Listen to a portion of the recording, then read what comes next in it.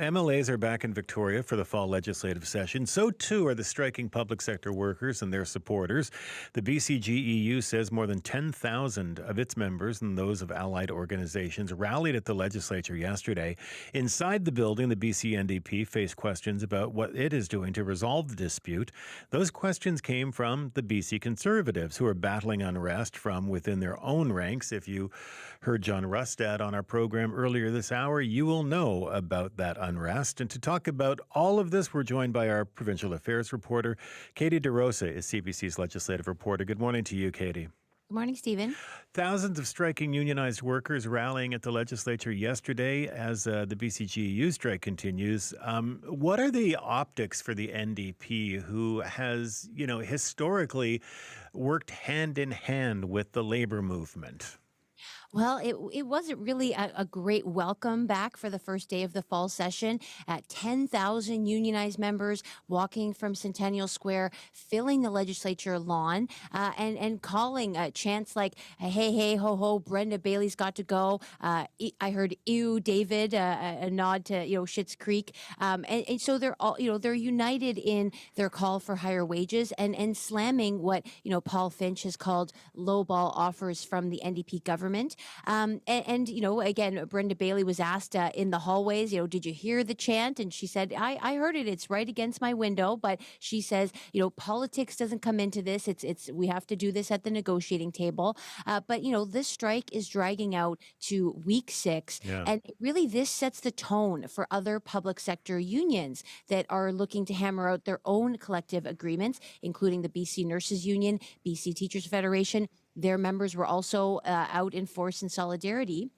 And so, BCGEU President Paul Finch, he stressed during a scrum with reporters, he was asked, how does this affect the NDP's support among your members? He says, I don't tell them how to vote, but he says it's increasingly clear the NDP is looking like a party that's out of touch with working British Columbians. And I think that's going to sting. And is there a chance that the BCGEU could order unionized workers inside the legislature to walk off the job, which would effectively put the building behind a picket line?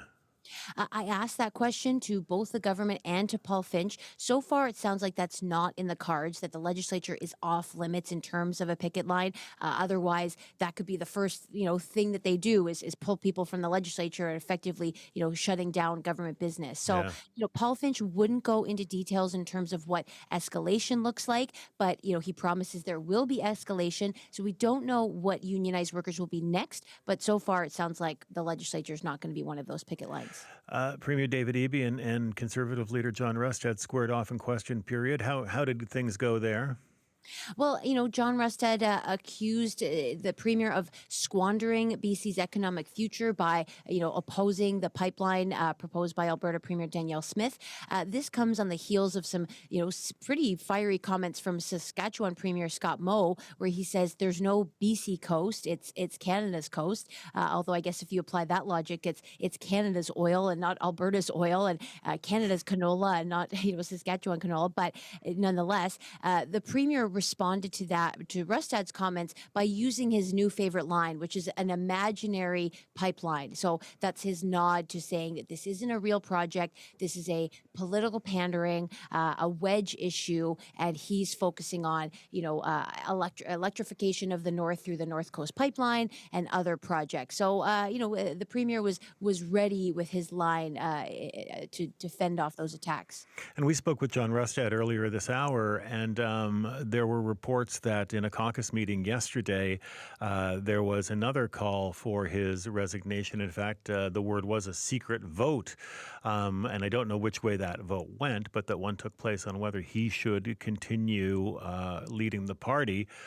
He wouldn't talk about it because it occurred in caucus, but he did indicate that since the leadership review, people have been challenging his leadership.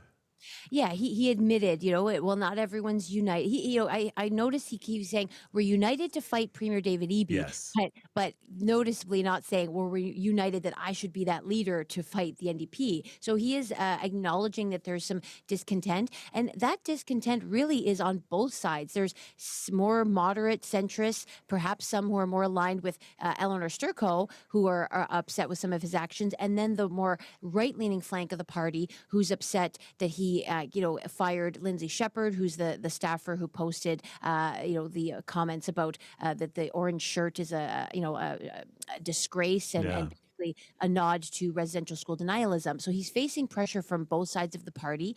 But I'm told that in that hours-long caucus meeting, they didn't actually get to a vote. So it was a bit of a procedural wrangling as to whether they could actually put a Right. vote on his leadership on the agenda. But just to set the tone, earlier in the day, Rustad whipped his caucus after previously vowing that he wouldn't dictate how his MLAs would vote. He says he believes in free speech. But yesterday, he told his MLAs to abstain from an NDP motion, which was essentially a political trap for the opposition. It was a vote on whether to condemn an anti-abortion, anti-gay marriage Christian lobby group known as ARPA that Conservative MLA Heather Ma had previously invited to the legislature. So by forcing his MLAs to abstain, that didn't sit well with everyone, because some people wanted to say oppose the NDP motion and say, well, I believe that any group should be allowed to come in the legislature. And there were others who wanted to vote that they do condemn. So that political trap kind of worked in putting Rustad in a difficult position with his caucus. And ultimately, all MLAs did abstain, but it sounds like in that caucus meeting afterwards, that was a topic of discussion.